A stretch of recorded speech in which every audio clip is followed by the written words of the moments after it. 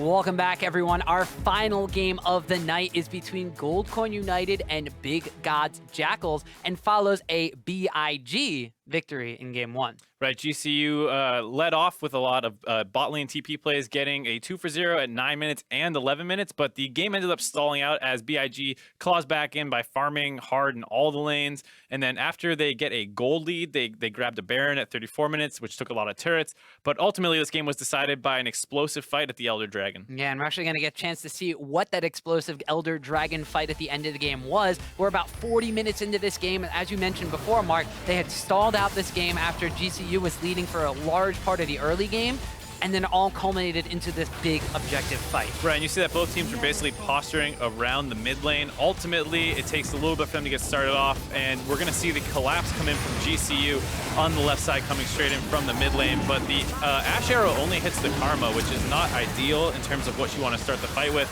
Gets a little scrappy as Santorin had gone for the steal attempt, has to run all the way back around the fight, and things aren't looking too bad for GCU as Phoenix is able to get a lot of damage down onto the targets, but the flash knockup by Rek'Sai sets him up to go down to Ryze, and then on the backside of the fight, Fabi wins his duel, and then they use the Ryze ult to collapse onto the Braum, and after that, I mean, it's pretty much a game over because it's so late in the game, respawn timers are long, and now you got the Elder Drake helping you out as well. Right, and we've had a lot of these games going down to basically the Elder Dragon part of the game, and no surprise from that one. As soon as the team took the Elder Dragon, they wound up winning the game.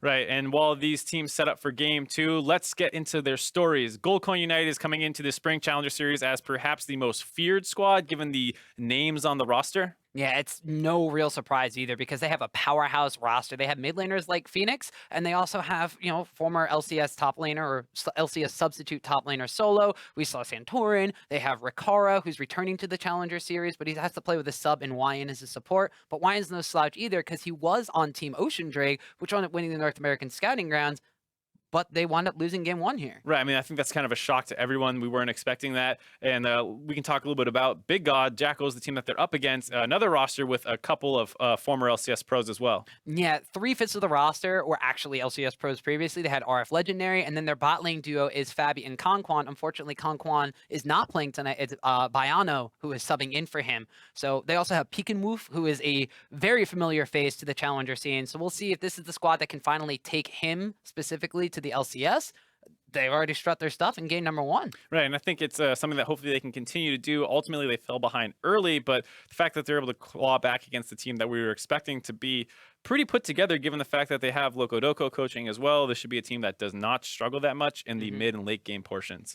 Well, lots of teams in the 2017 Challenger Series feature former LCS talent, and Fabi himself, one of those LCS alums, shares his thoughts on the level of the competition. I mean, this new Challenger split looks like it's going to be a lot harder, mainly because of, like, Phoenix is back in here. It's like, why is Phoenix playing in Challenger? It makes no sense. And then it's like United overall has a really good roster, and then you see Tempo, and they have, like, Freeze. Like, why am I playing against Freeze? Makes no sense. Like, I want to play against Rikara. I want to play against Challenger AD carries, not, like, Freeze imports, you know? Got a chance to play against Rikara, and it worked out pretty well. So. Yeah, I mean, you're scared of Phoenix, but you guys just beat him game 1. Maybe it's just, I mean, Fabi's known for trolling, so I guess he was being a little facetious there. I don't know, but we'll have to see. But before we get into game number 2, let's check out the starting lineups first so you guys can get more familiar with who's on these rosters. Starting off with Goldcoin United. In the top lane, it's Solo. Jungle, Santorin. Mid lane, Big Bad Phoenix. In the bot lane, it's Rikara, and alongside him is Wyan. Right, and over on the red side, it's Big God Jackals. Top lane is RF Legendary. Jungle is Wiggly. Mid lane, Peekenwolf. Bot lane, Fabi. And support, Bayano. So Big God Jackals taking a big win in game number 1. Rather, I mean, if coming into this we had expectation, you mentioned Goldcoin United, very clearly one of the top seeded teams. This has to be viewed as like a challenger upset within the first week. Right. I mean, when you just look at that roster, a number of those guys were arguably very, top half of the LCS for their position at certain points in their career. Phoenix in particular being a player that many argued was top 3, top 4, depending on the season and the meta. But there, obviously, they didn't have what it took to close the game out, and I think I want to see what happens in game 2 now that we're in the pick ban. Well, we'll have to see here. We did wind up seeing Kha'Zix was the pick that they had on the side of Goldcoin United. Even though we've been talking about the priority of Kha'Zix throughout the night, the games that we've watched, he's 1 and 3. Well, I think the thing to keep in mind is that there's a reason he's not permabanned, the way that we see the Rengar, the LeBlanc, and the Camille, those three obviously taking priority over him, because as strong as he is in the fact that he doesn't have losing matchups and he can snowball, he's not as reliable as a Rengar ulting at 6 and things like that. There's a lot of things that can lock him down. He can get, you know, if he just falls behind, he doesn't have damage. He's not a tank either. He doesn't bring much utility. There's a number of ways that the Kha'Zix pick doesn't work out. So, like I said, no surprise on the red side to see Camille Rengar. On the blue side, we're seeing some targeted support bans in support MF and Zyra, which generally indicates a Malzahar first pick coming in. That's very true, and this is the second or third time we've actually seen the Zyra and the Misfortune both being banned out on the same side. Normally, if you leave one open, you're planning on taking the other one, or if you're banning out one of them, it's because you cannot play the other one. But 3 straight support bans over here from Goldcoin United, including that Lulu pickup, which, like you said, very indicative of Malzahar. Bold prediction here, guys. I think we're going to see a Malzahar first pick. The question is, does Big God Jackals really change up their bans and just target the Malzahar? You basically wasted the other team's 3 bans, but you end up handing them over the LeBlanc. The question is, of course, or Ryze. Or the Ryze. I think the LeBlanc would probably be the priority, assuming Phoenix can play it, but that's something that, you know, we've talked about a little bit before, the fact that something is banned so much, it's banned that much in scrims as well, that you actually get no practice on it, and then when it's available, you're suddenly put up against the wall like, whoa, we don't play this. Goldcoin United is saying we do in fact play it. Guess so. They wind up insta-locking that LeBlanc as soon as the plan is sniffed out, and they wind up banning away that Malzahar. So Big God Jackals, they still have a couple of things they can respond with. The Ryze pickup, while it may not be as potent in lane as the LeBlanc, has been left open on the table, so they could try to take that in their first rotation. Yeah, and sometimes you see some alternative assassin matchups. We saw in the LCS, I think it was Golden Glue who picked a Katarina into High's LeBlanc. Didn't work out for him. The Kha'Zix still available as well, so it's be pretty interesting to see what Big God Jackals decide to go with here, given that there are a lot of options in the mid lane. Wouldn't be surprised to see it. Maybe even they take a support here potentially, or an 80 carry. There's no need to force the mid lane pick right now. You can wait a little bit longer if you want to. Of course, if you do wait till the second phase, it could be banned out, but by picking that... Don't wait that long. Don't wait that long. Yeah, I was saying, I like the Karma pick here because there are so many supports banned. This is the strongest one left available. Grab it while you can, force them to do something else. This is kind of forcing Goldcoin United to take a support in this rotation as well, because if they don't, you get the pinch on the support position, which has already been pinched extremely hard. So I like the Big God Jackals choice here to go with the Karma instead of taking a Ryze or something that it's not going to get taken anyways. No, we also don't know what the picks and bans were specifically for game number 1, more specifically the ban phase, but there was a Braum in that. And we haven't seen Braum in competitive play for a very long time, which is indicative to me of the fact that by taking that Karma in the first rotation, they're very good idea because the support pool is already so pinched. Second rotation, you could ban out that Thresh. We've already seen it banned once tonight, and that really leaves kind of like a second or third tier into those picks. I mean, the fact that they decided to go with the Lee Sin pick there instead of the support position basically is saying, you know, ban Thresh out. We're not going to play it anyways. Ban whatever. We're going to pick the Braum again, which obviously didn't quite work out that game. It's hard to know because we didn't get to see the early game exactly what happened with the Braum in lane. Right. But another interesting thing is the fact that Goldcoin took Ashe there, which of course means that they can now pinch the 80 carry pool because Big God Jackals wanted to grab that Ryze so it didn't get banned in the second rotation. Pretty interesting drafting all around by both teams, ending up in a pretty volatile draft phase here. Yeah, and actually pinching the 80 carry pool may be a very good plan of attack from Goldcoin United. Fabi, while he was in the LCS, was very renowned for playing a lot of those utility-based 80 carries. The Ashe was one of his very favorite pickups in that, I believe one of his most played champions. But if you take the Jhin away, you take the Varus away, you have to put on something that's a little bit of a harder carry or relegate him to something like that Ezreal. Right, and I think that's ultimately what he's going to end up on. He used to be in the Challenger scene a pretty heavy Lucian player, and he was actually known for being pretty aggressive and good at carrying, but something happened when he got to the LCS, whether it was the big stage, the stronger competition. He ended up playing a lot more defensive, and I mean the meta changed as well, where utility carries were focused more. Here on the second ban phase, Big God Jackals is targeting top laners, looking like they want to get into a tank versus tank matchup, not trying to get counterpicked and ending up in something else. And actually a Caitlyn ban comes out from the side of Goldcoin United, so that is still going to wind up leaving the Jhin as a potential pickup for Fabi. Don't think they're going to wind up taking that one away, and that would be a relatively safe pick, which still leaves that kind of tank versus tank matchup, and they'd be able to kind of pick their kind of favorite flavor of tank, although I mean, we may see Fabi just return to something. Lucian. Yeah, returning to something he's a little bit more familiar with. It's kind of hoping maybe we'd see like an older school Fabi Draven, and we'd have Draven for Freeze and Fabi, but going for the Lucian that we haven't seen in competitive play for quite some time. Right, and I think this might be Big God Jackals reacting to the fact that they don't think Goldcoin United has a support in their pool that's really going to punish this pick. Of course, it is tough to play into Ashe, given like we were talking about the range disadvantage. You already have the Karma to help out with that problem a little bit already. She has a ton of lane pressure, and the fact that you're expecting this Braum pick, it's not going to be the most punishing thing in the world, assuming it doesn't get a lot of gank assistance where he jumps forward, you get the stun off, probably an exhaust as well. So interesting to see the Lucian come out, and what, like we said, we expected some support bans on the red side in the second phase, but given that what Big Gods Jackals had seen out of game 1, they felt comfortable giving them the Braum.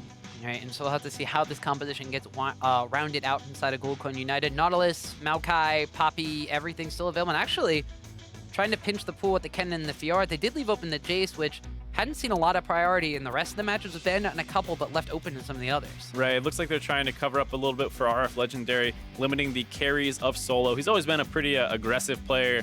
He can take over games. He had a really good Gnar, and one of those champions that can basically start snowballing on the top side all by himself and transition that elsewhere on the map.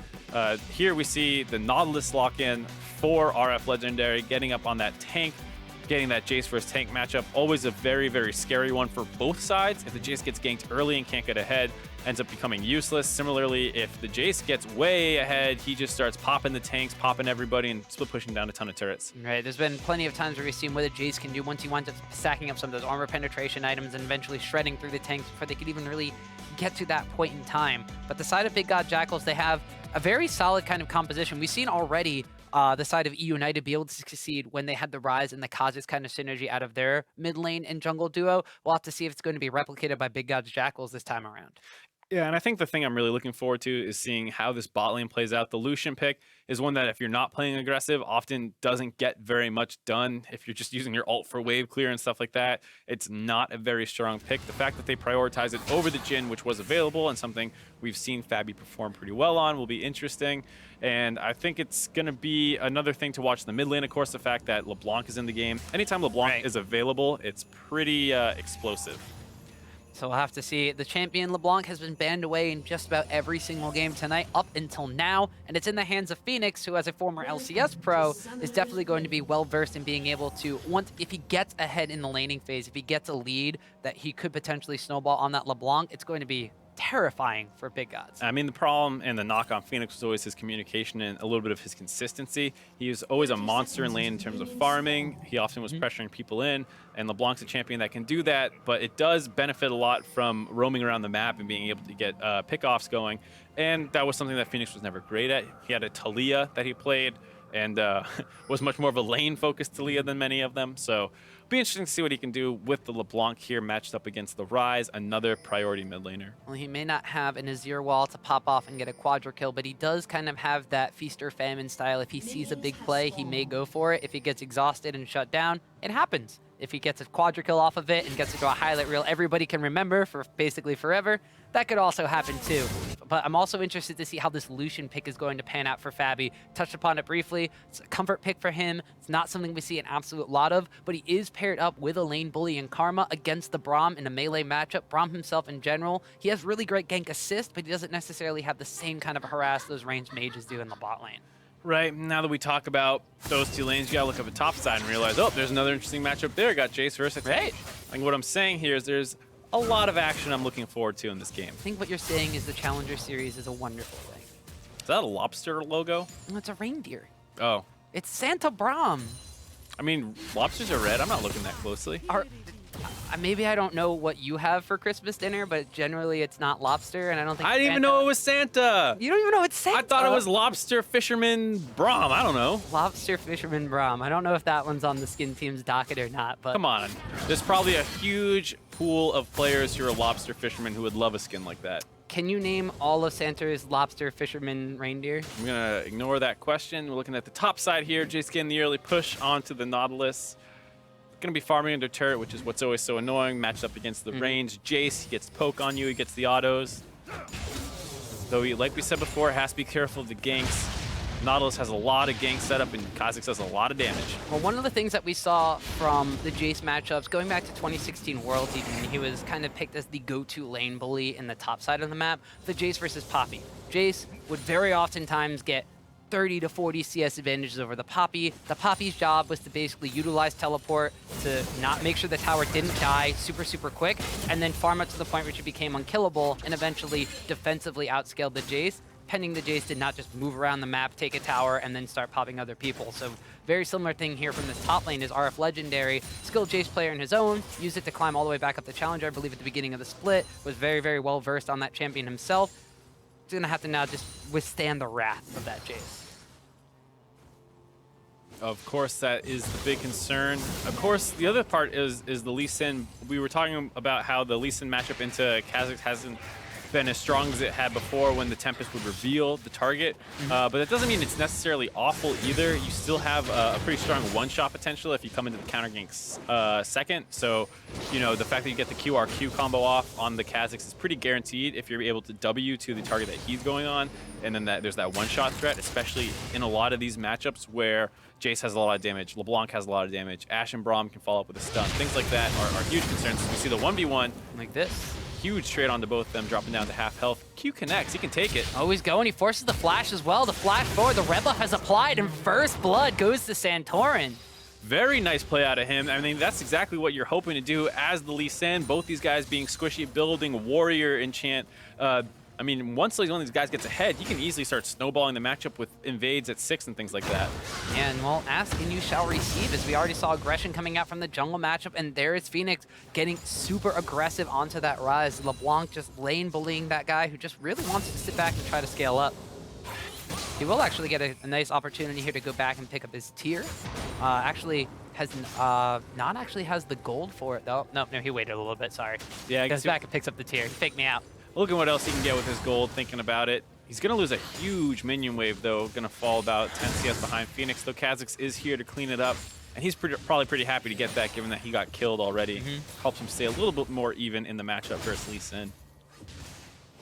So while we have had a little bit of action in the early stages of this game, I guess this is what we get for asking Gilius about the actual matchup. We actually get to see it. We get to see the Lee Sin get the early game advantages because of it. But we'll have to see if Santorin can really apply some of that pressure. When he was in the LCS, a lot of the flack Santorin got was from having a very high kill participation, but not feeling like he did a whole lot on the Rift. He's got himself first blood this game, so he's already set himself up to potentially do something. I mean, we talked before about how when you're a jungler, it's not just about getting the kills, it's about blowing summoners, it's about invades, wards, all these other things. And so kill participation is pretty easy to get if your team doesn't get a lot of kills. You just happen to be around the few that do happen. So when you look at it in that context, kill participation does not always indicate jungle prowess. And I think that was kind of one of the knocks on Santorin.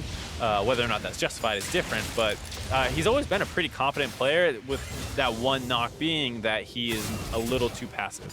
Well, we'll have to see here. He's back in the Challenger Series now, and as we already heard from Freeze, this is an opportunity for some of these LCS players to kind of reinvent their image, kind of make a new name for themselves. And if Freeze had anything to do about that, he looked really great in game number 1. Santorin has had a rough game, supposedly, since his team lost game number 1. Now he's on a playmaking champion. We'll have to see what he can do, especially when he has a playmaking mid laner around him like Phoenix. Yeah, and I'm really looking forward to when he's able to meet up with him and hopefully get some roams off. The top side of the map is something you would ideally target, start trying to snowball that Jace, let your bot lane just hang out. I mean, it looks like they're doing fine so far. Down 10 CS isn't ideal, but they are pretty mismatched in the support position. Right.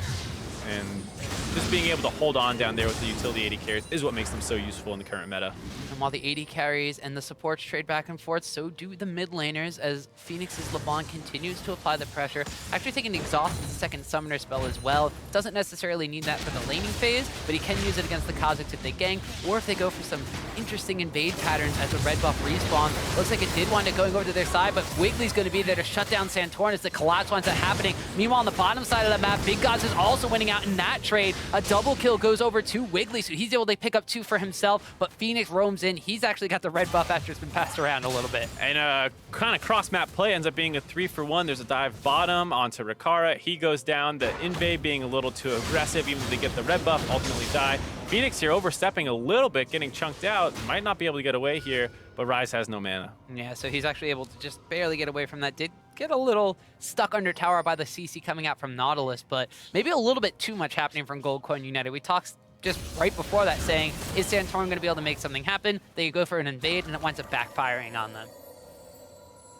And here we get a replay of exactly what happened. We see that they're going onto the red buff, getting low as they take that damage, and then the fact that Santorin just gets opened up on by the Nautilus, it's so easy for them to do that. And Rikara here, seemingly getting caught out, trying to get back to his turret, not even getting forced off of it, just off the reset, unable to do anything about it. And we see that Fabi's Lucian actually got a pretty big lead now, 20 CS plus a kill. He's going to be able to play very, very aggressive. And honestly, if Big can start playing around the bot lane, maybe start forcing some action down there, then they can probably take this game again. Well, he's got a serrated Dirk in his inventory already, so indicative of going for more of that armor penetration style from Lucian that we were used to seeing last time he was very popular in the meta. But you can see already 3.1k compared to way less than 3,000 gold already on the side for Rikara. So this is the matchup that he talked about he wanted to play against. He's already got an advantage. But meanwhile, in the mid lane here, Santorin goes in. The red buff tick will not take down Peek and Woof. Oh god, just needed one more auto, maybe an E thrown in there, anything to get that last pick of damage, but it just was not quite enough.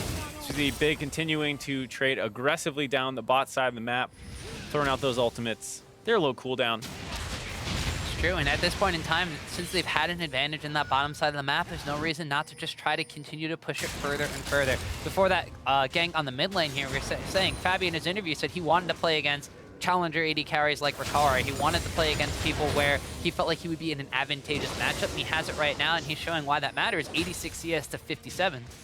Right, and I think the big thing is if they're able to get this turret pretty quickly, because you want to get that Nautilus out of the lane versus the Jace as soon as you can. If you get the turret before the Jace does, you get that bonus gold, you keep it off him, and then maybe you can swap your lane to the top side of the map, and ideally avoid having the Jace continue to get that farm advantage. It's only quote-unquote at 20 right now, and we've seen before that sometimes 40 CS leads on a team that isn't actually snowballing isn't enough.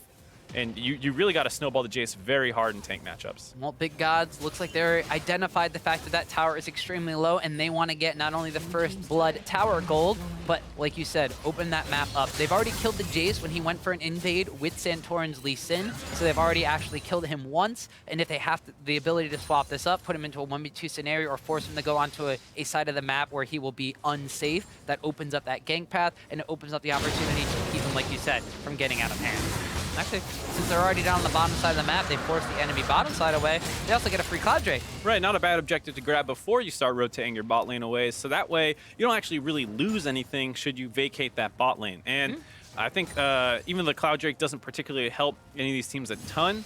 It is nice to grab, and of course the other option other than putting your bot lane top is to go into a 1-3-1. It is pretty good about limiting the LeBlanc's options, though she can easily just match the Rise. Both these champions are very happy to be in side lanes. Tons of escapes, mobility, ways of dealing with threats. Well, speaking of that LeBlanc, we mentioned the bully lane potential coming out from there, and we talked about the CS advantages on both sides of the map. She's up 93 to 68, and actually the ultimate coming out here, the dredge line going to connect as well, and as Fabi rotates up, he just finds himself another kill. This is exactly what we were talking about, though. Peek and Wolf's under pressure. He gets popped under his turret. So everybody from GCU went mid, everybody from Big Gods Jackals went up top lane, and they both result in kills. Some communication issues clearly for both teams. The bot lane had recalled a while ago. Where do you think they're going? Either top or mid. GCU goes mid, gets a kill on the mid laner. Big goes top, gets a kill on the top laner. And here, trying to finish off Ayano. He gets stuck under his own turret for two people, and he goes down. RF Legendary teleports in, trying to get something done, but has no ultimate available. Probably not going to be able to get a kill, as GCU looks like they're trying to turn it back, maybe. Yeah, that Nautilus was just stuck between a lot of crowd control. The Enchanted Crystal Arrow, the tether coming out from LeBlanc, just so many chain CCs, which has also kind of been a theme of Challenger so far. Kind of a theme of League of Legends as a whole. It's always been a pretty strong comp. You saw a lot of that kind of stuff back in the day with Syndra at least actually still being relatively strong in this meta. Zyra is another one that always had that line CC. And we see Fabi able to take down yet another turret in the top side, but GCU using the answer in the bot lane. Yeah, this time there's an answer available for GCU, and because some of those gold objectives have gone back in their favor, and they do have 2 of those CS advantages on their side, despite being down 1 tower, the gold counts are even at about 20,000 gold.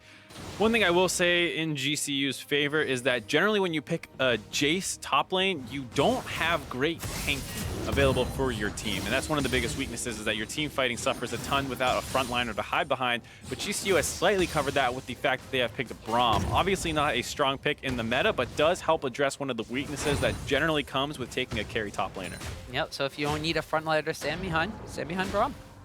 I think there's an ability name that even indicates that's a good idea. Yeah, I think it is. But now we actually see big Gods Jackals. They are kind of iterating on what we thought they would do. They had swap Fabi out to the top side, sent Nautilus down to the bottom side. We'll have to see Nautilus now pushing that wave out and recalling. Are they going to match the Jays, and are they going to try to continue that kind of 1v1 in an elongated, rather unsafe lane? Or are they going to just try to group everybody up, as they do have their dual lane in the mid lane, looking to get that last outer tower? Well, BIG seems pretty happy to keep accelerating this game, trying to mow down the turrets. Unfortunately, probably not going to work here, as both Rikara and Phoenix are going to hold on to the turret.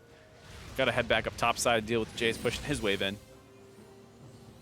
That's right, and even though the Jays may have been kept down for a little bit right now, he has picked himself up a Black Cleaver, so he's already got one of those first item power spikes. He's going to be shredding through what little armor the side of Big Gods Jackals has gotten in the earlier stages of the game. On the flip side, Lucian's completed his own Ghost Blade, so he will be shredding through what little armor the side of GCU has on their early game builds as well. And I really dislike what BIG is doing with their lane assignments right now. They're basically tri-laning mid, and on a champion like Ryze, you really want to get that farm.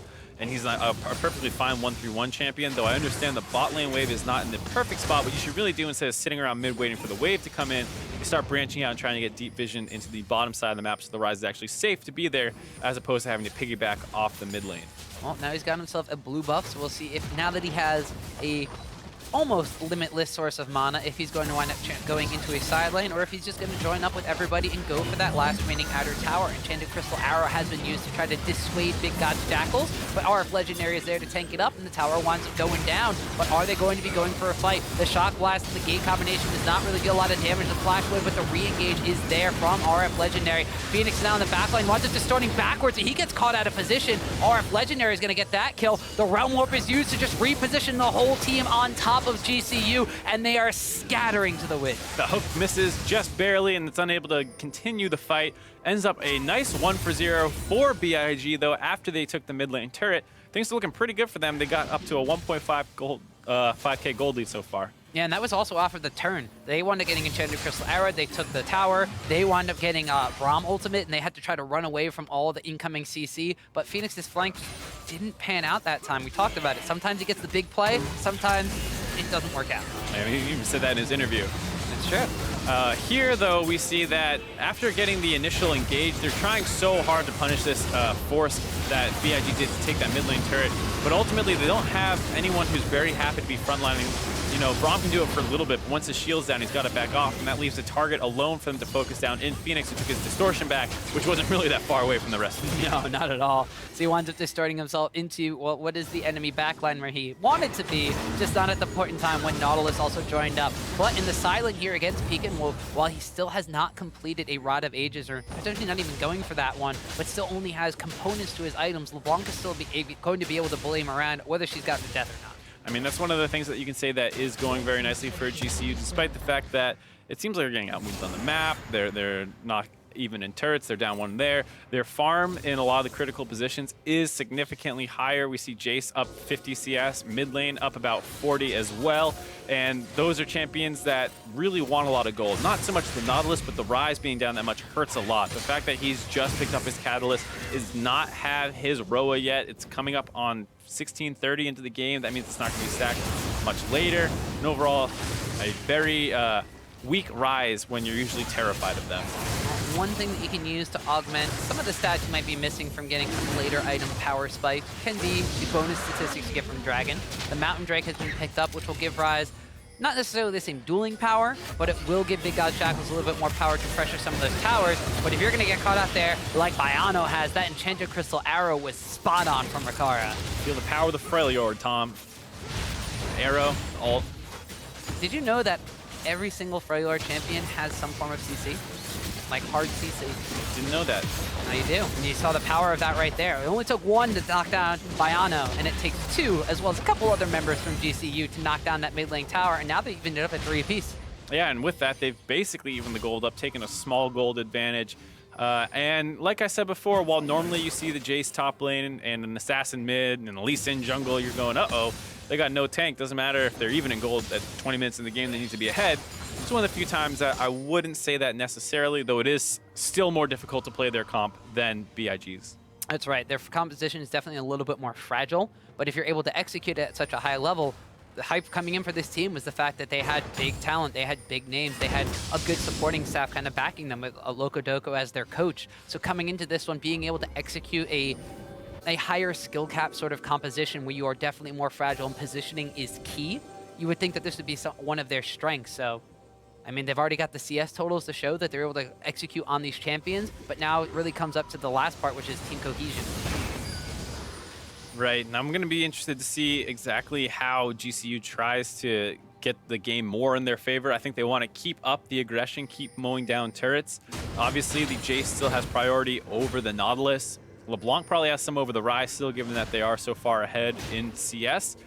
But the map control isn't actually that in their favor. I don't see a ton of deep wards down on anywhere but the bot side a little bit.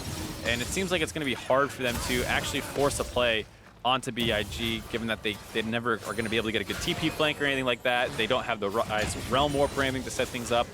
It feels very hard minus the Ash Arrow to really get a fight started once they do split the enemy team up, which is probably what they're going to try and do with their 1-3-1. But if they do want to get one of those picks, there's a lot of follow-up CC, whereas the side of BIG, they have a definite advantage in the split push potential when the game goes later on. But as, like you said, at this point in time, the composition from GCU has a lot of hard-hitting characters and a lot of damage that is going to wind up bullying those champions out, just culminating in the CS leads.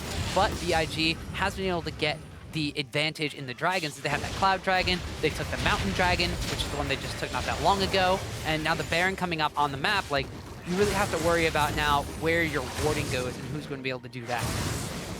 Right, and we see in just 20 seconds, Baron buff will be on the Rift as well. We wave goodbye to the Rift Herald. Something that we haven't seen much in the that we saw a lot in the campus series, excuse me, is the fact that people take a lot of Rift Heralds there. Well, that might be the difference between collegiate play and pro play, where one prioritizes it, and one doesn't. Or just those games snowball like crazy. Who knows? It could also be that, but here in the Challenger Series, we have yet to see one being taken, though there is a teleport coming in from Solo, as it looks like he knew he was getting collapsed on, so he's going to use that to get out. Yeah, not a bad call. Like we said before, Jace is not a champion who loves to TP flank anyways. And we see the Ash Arrow open up by GCU onto the Karma. Not going to be able to continue getting in there, as our Legendary's got a good flank onto Solo as he's going to get focused down. Yeah, he actually winds up using the Nautilus ultimate there as well, just to wind up knocking him up and taking him down, as Fabi's able to utilize the culling to take it down. And that's what you were talking about before, Mark. You have the Ash ultimate to kind of go in, but they need the follow-up. Right. Who's next in after the Ash Arrow? The Braum? That's fine. But he can only be in there for a couple seconds before he needs to back out, compared to something like a Maokai, a Nautilus, things like that. And we see that Big is going to try and force around the Baron buff now with just Solo dead. Santorin's still alive, could potentially steal. Looks like they're having a hard time turning off the Baron. Yeah, well, it looks like the flash, the dredge line, it will be met with a flash from Akara, so that Ash will be able to get out with her life. So they are going to be able to force Big away from this Baron, but Fabi getting in the face of his former teammate of Phoenix there, just trying to whittle away. The flash has been burned. They all flash after Phoenix. He split away from the team, and he goes down. This is one of the things that we heard coming out from our previous interview, was the fact that a lot of teams look good on paper, but what's much more important is your macro play and your synergy. We see everyone there once they realize that Phoenix was cut out of position, that, hey, let's flash on this guy, and you see everyone instantly jump on it. Right, so Big Gods Jackals, although they didn't necessarily take the Baron, they baited the Baron, and they were able to get not only the flash off of Ash, but the life of Phoenix as well. So now they've been able to move around the map a little bit, but the gold counts are still relatively even because they're still down in that CS count. Right, and I think you just see, though, the troubles that GCU might have with their team fighting. If they're not actually able to split them up, then they get that problem. They basically opted into a 5v5 there, where previously I was saying, all right, if you get the Ash Arrow on somebody and people are spread up, the LeBlanc can come in and hopefully blow somebody up before it gets too hairy of a team fight. But there, they go into the Karma. Karma's able to get out just barely, and then after that, it's a chase down. So now we'll have to see what the next thing on the map is, what they chase after. So GCU, they've shown, like you mentioned, it's a very fragile team composition. They were able to execute a little bit well on it when they tried to go for that Ash initiation. They wound up losing Phoenix. They were able to execute well enough to the point that they could dissuade from the Baron, but as soon as they got turned on and they were overextended just a little bit too much, they wound up going down. They kind of need to get into this situation where they feel more comfortable pushing the advantages they have in the laning phase. Otherwise, you might get into a situation like between Team Gates and Delta Fox, where they feel like they have to start seeding too many things, and eventually Big Gods is going to start taking a lot. Right, and I see the dragons coming up in the next 10 seconds. It's an Ocean Drake. We talk about sometimes things are okay to concede, sometimes they're not. Ocean Drake probably being one of the ones you're fine giving away at this point in the game, 23 minutes in. It's not going to have the largest impact And its biggest importance is really how it factors into the Elder Drake that'll be coming up in the next 12 minutes. That's right, and Elder Drake fight was what ended game number 1 in this festive It's been ending a lot of series. It ended game 1 of the second series as well, I believe. Yeah, so a lot of priority on the Elder Dragon. Of course, these games going a little bit longer than they were in the 2016 season. Rise using a Realm Warp to not go into the Baron Pit. Fake. Put it on cooldown. Psych. I got baited. I was like, where is he going? I thought maybe they were trying to sneak it, but there was also a Scuttle Crab over there from the side of GCU. He had the creep in it. I thought maybe he was trying to port the creep in there or something. I didn't know what he was doing. That'd be interesting. I don't think the creeps would actually attack the Baron. I think they just kind of march right back to lane, but I've seen that as a style thing to put the minions into a base and tank up the Fountain Tower. I saw that as well. I thought that was disrespectful to the minions. It was definitely disrespectful to the minions. They work so hard, and you reward them by just putting them into the enemy base. They're hardworking. They want to take down the Nexus. Yeah, too. they just do what they're told. March down the lane. Go fight those other minions. Get killed by LeBlanc. Get killed by Jace. You see, once again, teams setting up. AD carries mostly focused around mid laners in the side lanes. Not too much pressure, though. It seems like a lot of these guys are afraid to really go up and pressure the turrets. This is something that can be very, very scary to do in the competitive scene where, you know, you want to walk forward to pressure the turret, but you can get caught out and then everyone makes fun of you for being an idiot because you went too far up. But at the end of the day... Is that what happens in team comp? Yeah, I'm telling... No, not in team comp, but the community. That's what they say.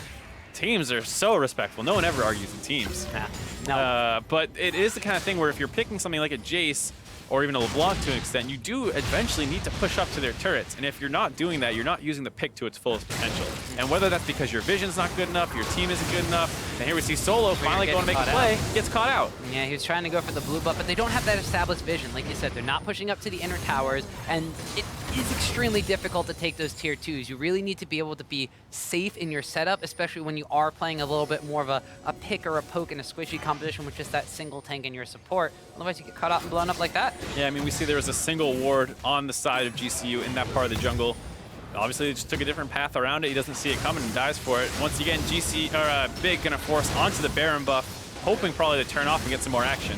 There is a ward. We'll see if GCU is going to turn on this one. The Realm Warp is available, and it won't wind up porting both Peek and Wolf and Nautilus into the back lines, but they immediately get met up with the Braum ultimate. Santorin's going to be able to take down Peek and Wolf, though, and now it's going to be Fabi who winds up taking down the Braum. The Zon just comes out from Phoenix. Is he going to be able to dash out? He gets rooted up by the Nautilus. There's a burn effect on him, and he's barely going to live as the fight is continuing, and Solo has respawned. The gate, the shock blast comes in. He does not take down Wiggly. Now he's trying to fight off both Fabi and Kha'Zix, whereas on the back lines, Karma goes down to Santorin. They're chasing Nautilus out of the fight. They've chased the big gods out of the pit, and that's going to be GCU taking the fight, and now they're trying to pincer down on Wiggly and Fabi. They're caught out. They have a couple of minions, but I don't know if the minions are going to save them here. Solo's poking from the one side, and they are running towards GCU's side of the map, which doesn't bode well. Nope, they're definitely cut off. We see Phoenix has rejoined the fight after healing up in base. Gonna root up Fabi, gonna have him drop. Wonder if they're gonna keep going on to the Kha'Zix. He's a pretty mobile guy.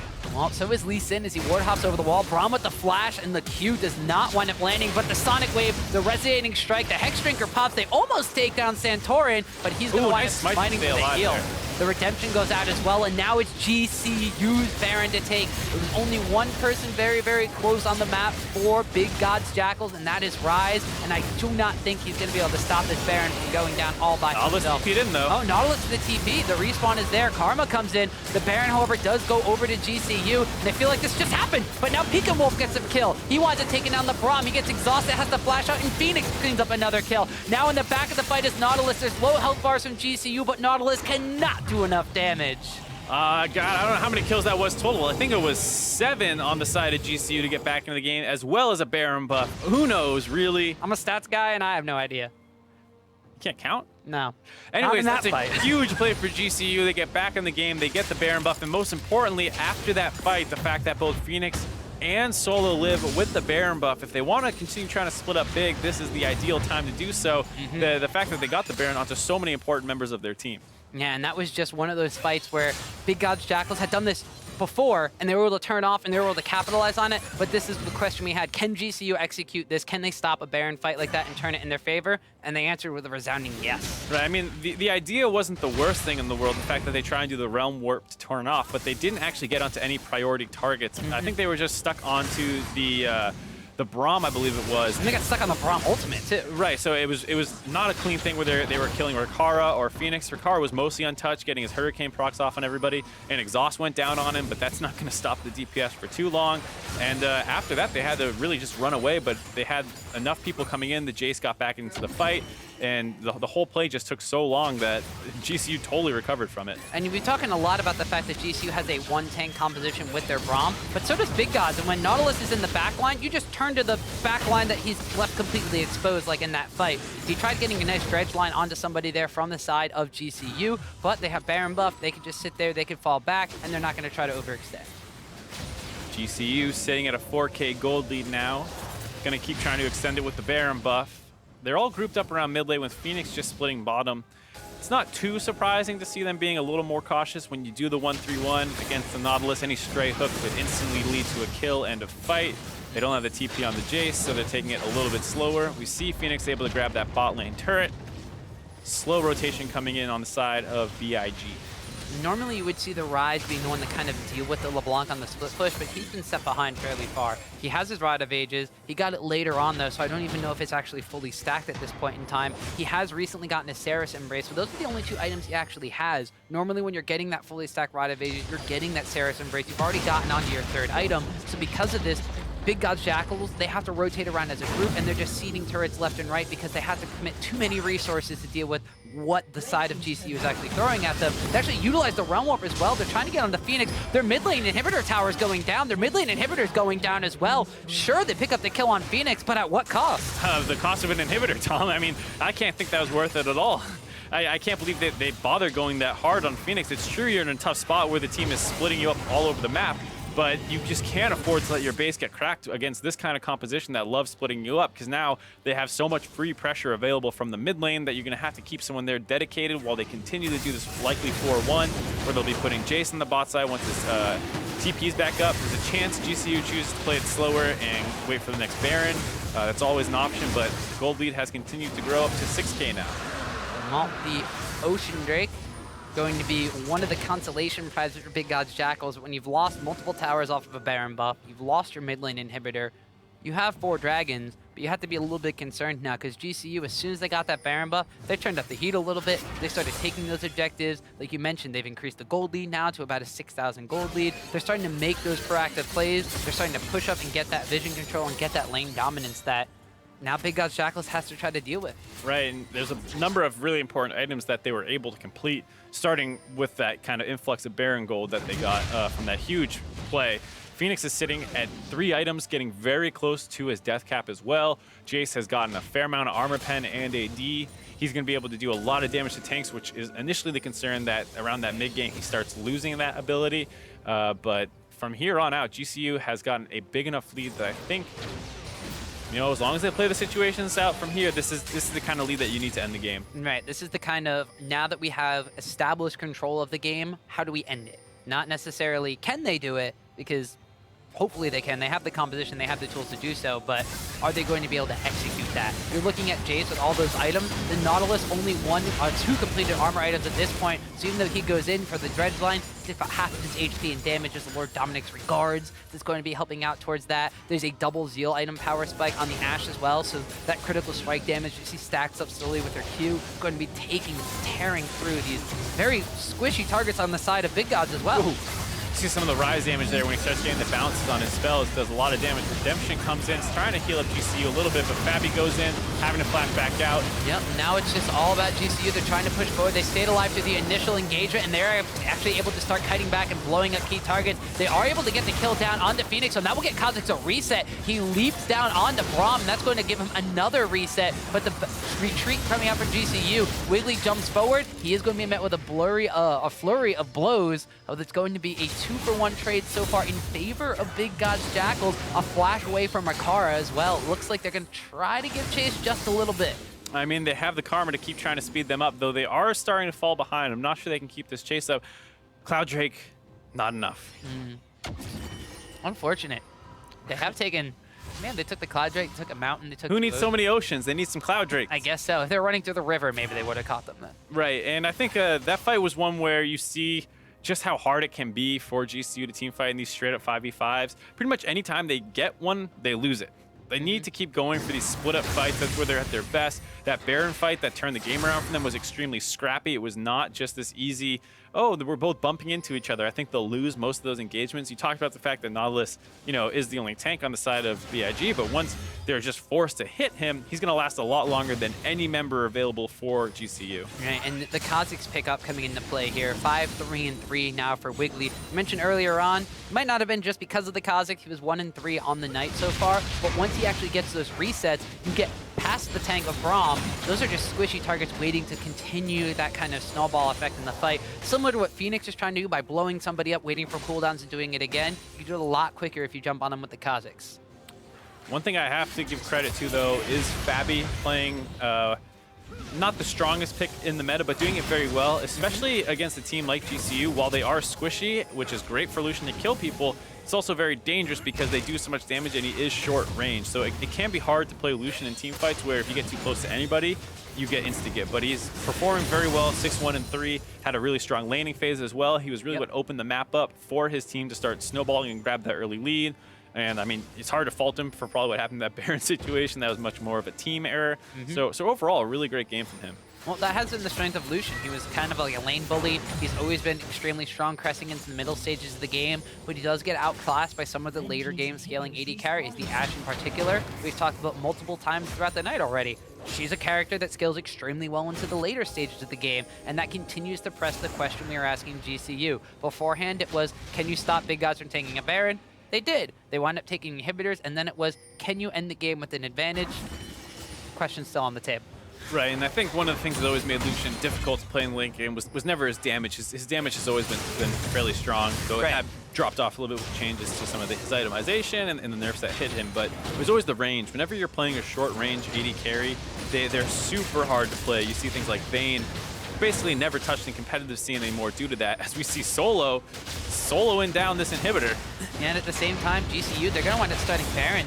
They know that the side of Big Gods Jackals had trouble kind of splitting their decision-making. At this point in time, they peel Nautilus away. They finally send 4 towards the Baron to stop. That means that Jace just takes the free and hit. Right, and you see that they want to go deal with that top wave, pushing into them on the top side of the map before continuing here, as well as the fact that Big has grabbed priority in the mid lane. GCU is going to back off, grab control back of their waves. There's no reason to rush here. The fact that you just got the inhibitor is great, and it's forcing Big into a play of their own.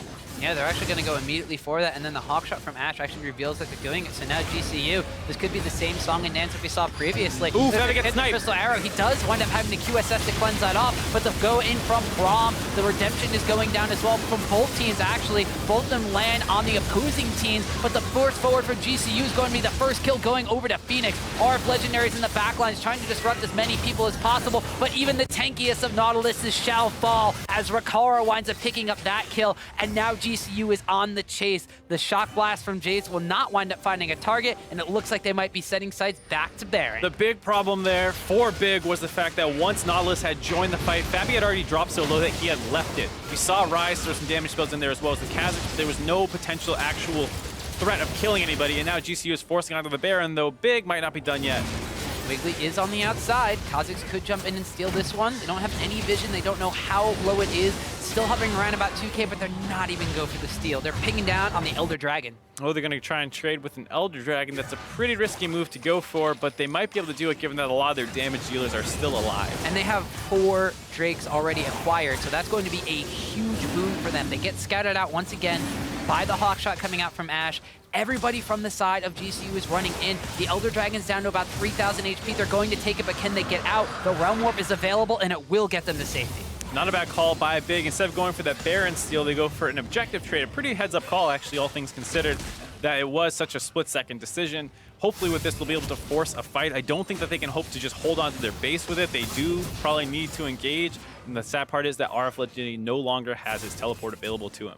That's right, but they do wind up having the Elder Dragon buff. It will be lasting just about as long as the Baron buff will. So if the fight is what they are looking for, GCU is naturally going to have to take it. They're not going to necessarily want to waste their Baron buff, and they're not necessarily going to be diving in for a fight, but the places they're going to be going on the map, like that last outer tower on the top side, could potentially be contested because of the 4 dragon stacks on that Elder Dragon burn. Right, it's going to be hard to see exactly which one ends up being more valuable.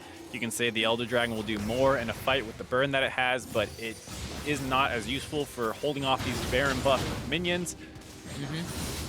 Overall, GCU has to play it very careful because anyone getting caught out could be their death. And the main wave clear from the side of Big as well is primarily magic damage. You have Rise, who has a lot of magic damage that can wave clear, but against those Baron buff minions might be here. There was a flash and a Dredge Line from RF Legendary, but Wiggly's the one who looks like he's one going down on the backside. Ricard is taken extremely low. The culling comes out as well, and health bars are dropping so low on all sides. Fabi dashes in, gets some more damage on Wyan. They do have the burn effect. It gets those health bars extremely, extremely low, but they have to back away because there's super minions in their base. Oh, that was such a close fight for BIG. The fact that they were able to push them off, almost win the fight, is great, but they're going to have to keep going here. Solo gets caught again. He has a Guardian Angel, but he's going in and going down. That's been popped, and there's a bunch of sharks waiting for their prey on the side of Big. That's a shutdown going to Fabi. Can't help but think that was a little bit of a bad decision. I mean, just because you see the Kazakhs on the bot side of the map doesn't mean that you can't die all of a sudden. It's just the jungler there. I mean, you still have Fabi, you still have RF Legendary obviously catching you out. Second time in the last minute he's been hit by a hook, basically, starting off both those fights. Ricard was low, Phoenix was low. He was the only damage dealer left. Even if he had the rest of his team around him, it was still a 4 versus 3 situation. So Solo, unfortunately, going down in that situation. He won't have the Baron buff anymore, and that does kind of put now a bit of a pause timer because GCU, even with the Baron buff, they really can't pressure in a 4v5 situation. Right, and I think the thing that's still fine for the side of GCU is that they have so much more map advantage. The fact that there's no inhibitor turrets on the bot or mid side of the map. Even if their Baron buff goes to complete waste here based off that play, the fact of the matter is that as soon as you wait for everyone to get back up and the TPs to come, once again, the Nautilus will be isolated versus the Jace, assuming you're playing around the Baron buff again. So this might just end up being a massive 5-minute pause. And the Baron, of course, will respawn faster than the Elder Dragon, so they won't have to worry about a trade scenario like there was before, but they will have to worry about the fact that now that Big's kind of getting an influx of gold on their side as well. Yeah, they had the Baron buff. Yes, they're pushing in, but for the time being, if they have to wait until the next Baron to spawn, they're getting more and more gold being flooded into the side of Big, and they're starting to really start to come to the point where, once again, we're at a 40-minute game. We're getting into the 5 to 6 item territory. I mean, the champions that were far behind are extremely happy about this. The fact that Nautilus is down over 100 CS, basically getting Flame Horizon. Yep. See Pekin Wolf finally up to 4 items himself, matching Phoenix, who's at 5, 4 almost. I mean, he's got the chain vest, still picking up some components. You see, once again, they open up. They're going for the bottom lane inhibitor area, but Kha'Zix is going to get the shutdown on Ricard, who goes down extremely early, so that's one big damage threat down. Phoenix has also been chunked out to below half. The Realm Warp comes in. It brings Nautilus and Ryze in. Ryze has to flash out almost immediately. RF Legendary is able to tank up a lot of damage. The Unbreakable Shield from Braum blocks the entire culling, but he's going to get hooked, and he's going to go down. Wiggly picks up another kill there, and now GCU just has to run away. Once again, we see GCU grouping up, trying to force around something, and once again losing the fight. I think they got to realize that they can't keep doing this kind of play before they're going to end up just throwing the game away. Well, that's happened, what, twice now? There's been one on the top lane when they had the Baron buff, this one in the bottom lane. They actually had a previous fight before where it was a 2-for-1 where they were trying to break the inhibitor the first time around. There was the mid-fight even before all the Baron shenanigans happened. I mean, basically any time that these two teams have matched up 5v5, it has gone poorly for GCU. Well, the question we had for them is they had a 6,000 gold advantage at one point. We're reaching the point where the 3,500 gold advantage they have right now, we mentioned full item builds, starts to matter a lot less and less. The question was, can they end it with this gold advantage? The answer seems like no. And now that we're at the point where that gold advantage doesn't really matter, it's changing from can they win when they have a lead to can they not get 2-0'd? I mean, that's the big concern. I mean, look, we're talking about big favorites coming in this week, and for the whole Challenger Series, for the whole year, I mean, yeah. I think these were the favorites just based off the firepower on the names, but there's clearly some coordination issues. They're not being able to get a ton done on the map.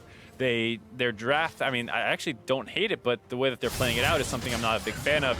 On top of the fact that in the early game, we saw a lot of their supposed strongest members struggling. Phoenix was not able to get much done.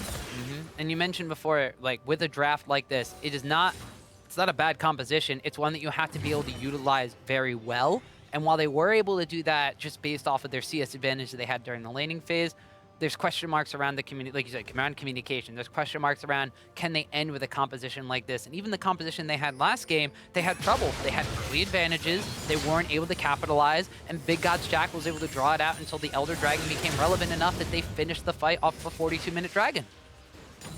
Now it's 42 minutes. There's a Baron coming up. No Dragon, but still a big purple objective on the map. Big purple objective. It's everyone's favorite thing to do late game. Do the big purple objective. I guess technically Elder Dragon is more gray. He's wise in his ears. Not really purple. Yeah, but he's like the second choice. Like if I offered you a big purple objective and a gray one, you're going for the purple one. I don't know. Big Gods Jackals had the opportunity to try to steal that Baron, and they went for the big gray one. Maybe I'm just a Big Gods Jackal. I mean, I think that was kind of more like, oh, we can't really get that one without killing ourselves. That's fair. So I guess everybody does. The Baron buff is definitely the one that says we can end the game with this by pushing minions. We don't have to fight. The Elder Dragon is, let's fight. See GCU setting up in a brush here, hoping to pick somebody off. See if anyone on big gets close enough. Ooh, Scouted out, but the arrow everybody. connects. Yeah, but there is a cleanse immediately from Pekin Wolf. He actually, There's a Mikhail's done. Yeah, Mikhail's actually.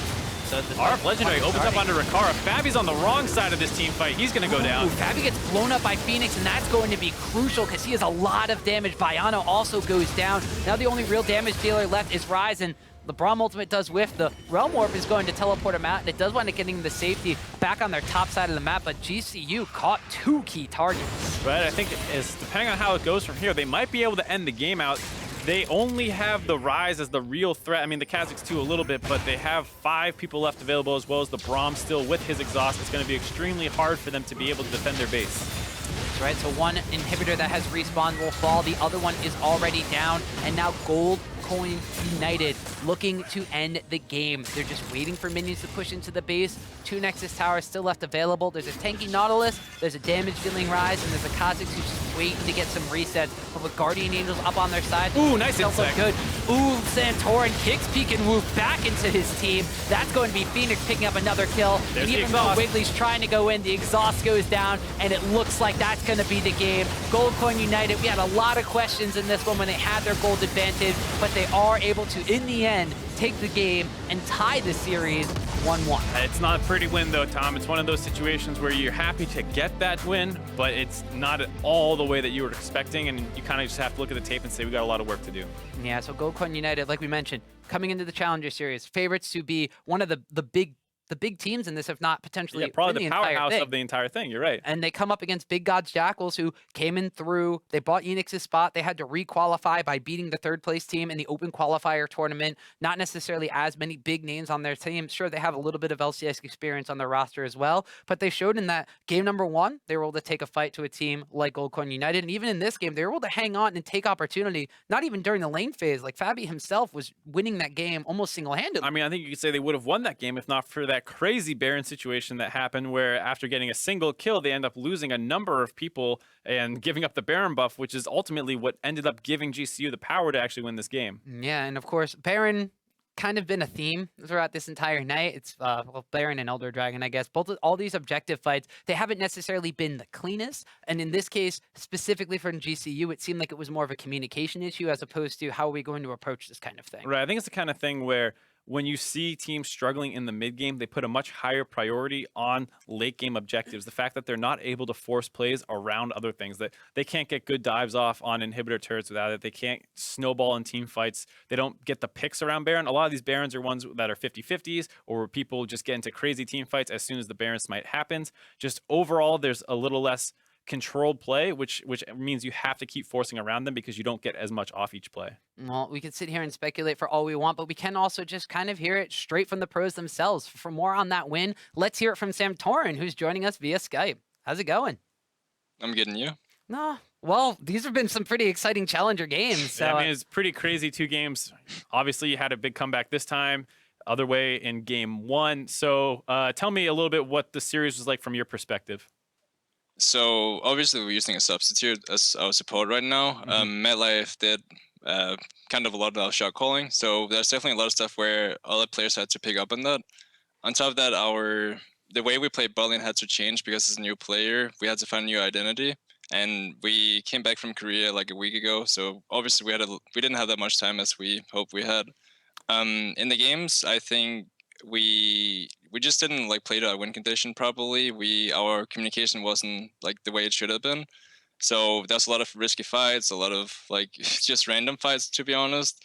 That's also like it mainly just came down to Barons who had the lead on Barons fights, and that's not really how you should be playing to win a game, obviously. Yeah, especially when you have such strong split pushers available. I wanted to jump back just to the bot lane point for a second because you mentioned having to kind of cater your style to him, and I think one of the things that surprised both of us was the Braum pick, especially when we saw so much ban focus around the support position that this was what you guys were opting for. Was this something that you were forced into by the other team, or is Braum actually the pick you were hoping to get? So obviously we were hoping to get Melsaha. Yeah. I think we put a little too many bans onto support, and that's why they banned Melsaha and gave us LeBlanc. I think if we banned a little fewer supports, we would have gotten the Melsaha pick, and it would be way better for our draft. All right, yeah. I mean, that was definitely something that was pretty telegraphed, especially with that last Lulu ban. I think it was interesting to see, though, because it's the kind of thing where they do leave the LeBlanc open, and it's a question of how much practice has Phoenix actually had on it? Because what happens is in these kind of metas where everything's banned red side, you don't get a ton of scrim practice on it. So I won't ask you how much practice you had on, LeBlanc. That's probably not the best question. Don't want you giving that away. And that's fine, because I want to kind of shift the focus more from like the pick and ban phase to like you yourself as a player. We got a chance to hear from Freeze earlier, who is a fellow EU LCS player, now back in the NA Challenger Series. He's looking to really kind of use this opportunity he had some time off. He's been able to kind of reinvent yourself. And now you yourself were before in the NA LCS. You're back in the Challenger scene. What is your approach to this team, and how are you looking to develop as a player here? So obviously, like playing in the challenger scene, it's at worst level in competition. It allows me to practice a lot of other stuff, like being a leader, being a shot caller, like knowing how to basically just being one of the leaders on the team. It's something that is hard for me previously on TSM because I just came in as a rookie and it felt like the shot calling was already taken part of. So now playing on a new team, it definitely opens up a lot of stuff for me. Besides that, I mean, playing in the challenger scene, I'm really happy for the team I have right now. I think we just need more practice, and we'll slowly become the best team. You guys certainly do have a lot of hype around you, and we look forward to not only yourself, but the rest of your team improving as the Challenger Series goes on. So congratulations, and thank you for the interview. Thank you. All right, well, with that, tonight's matches, unfortunately, have come to an end. But what we do get to get a picture of is now how the NACS League stands. At the top of the stack is Delta Fox, who claim sole possession of first place after their 2-0 finish tonight. Then we have a four-way tie with all of our second-place teams finishing 1-1, and Team Gates, of course, ends the week without a win. And for more league action, be sure to tune in to the NALCS starting on Friday. FlyQuest is going to take to the Rift in our first series, going head-to-head against Counterlogic Gaming. Then we close out the evening with TSM versus Dignitas. One of the hypest matches, I think, at one of the hot-looking import teams versus one of the old guard. It's definitely going to be super, super exciting, but I know you'll have plenty to say when we get to LCS this weekend, so that's going to be it for us tonight. So from myself, Mark, and the entire Challenger broadcast crew, thanks for watching, and we'll see you next week.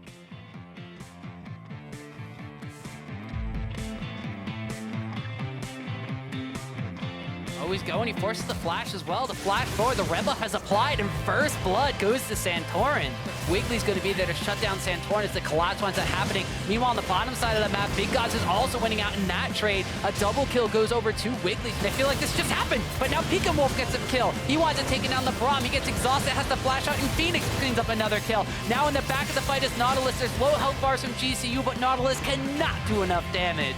Now it's just all about GCU. They're trying to push forward. They stayed alive through the initial engagement, and they're actually able to start kiting back and blowing up key targets. They are able to get the kill down onto Phoenix, so that will get Kha'Zix a reset. Both of them land on the opposing teams, but the force forward for GCU is going to be the first kill going over to Phoenix. RF Legendaries in the backlines trying to disrupt as many people as possible, but even the tankiest of Nautiluses shall fall.